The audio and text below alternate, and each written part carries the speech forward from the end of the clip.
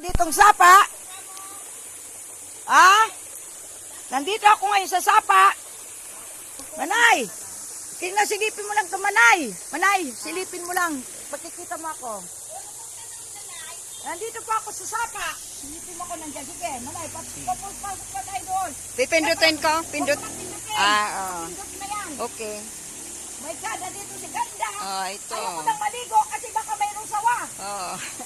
Ayoko na.